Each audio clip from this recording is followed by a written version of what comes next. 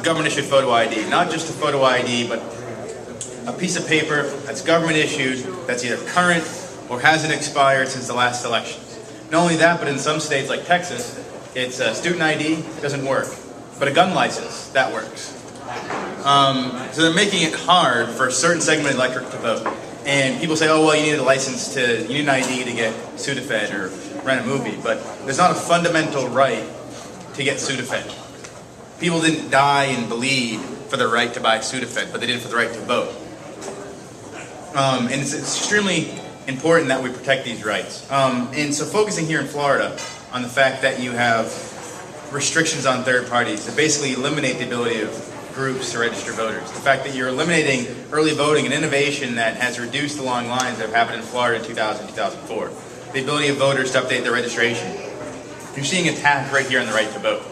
And one important note about the forms that we have for Department of Justice is some people might think, well, President Obama is the first African-American president, his Department of Justice will stand up for voters' rights. Well, you shouldn't rest on that, because in the state of Georgia, they've had 2 discriminatory laws pre-cleared by this Department of Justice. A proof of citizenship for registration, requiring voters to provide a birth certificate, a social security card just to register to vote. Another citizenship verification program that, while it's refined from when we sued and tried to block the law in 2008.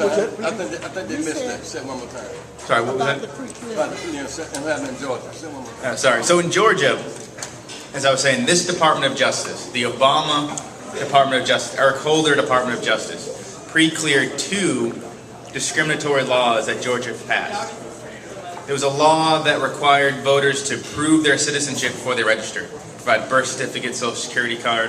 There's a second law, a program that they refined since we fought them on in 2008. But when the initial program is put in place to verify through the DMV and social security databases people's citizenship, it came up with thousands of residents who were born in the state of Georgia, not the country of Georgia, but the state of Georgia, and flagged them as non-citizens.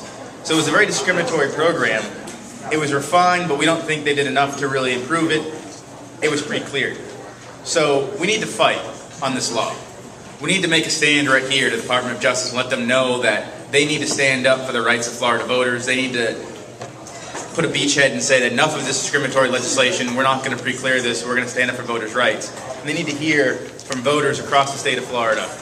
So it's very important that you not only fill out the letter here, but you go back to your churches, your civic associations, your community groups, your neighbors, get them to fill it out so that they hear the voice and they know that it's so important for them to protect voters' rights. And also, when they do the right thing, because I'm going to be positive here and say that they're going to do the right thing and block the law, they need to be able to point to something and say that it wasn't political. It was because this is discriminatory, and we heard from thousands of Floridians who are going to be affected by this law, and that's why we blocked pre-clearance of this. So we're going to have a blow-up map we're passing around. This is called the Map of Shame. My boss, Barbara Arnwine,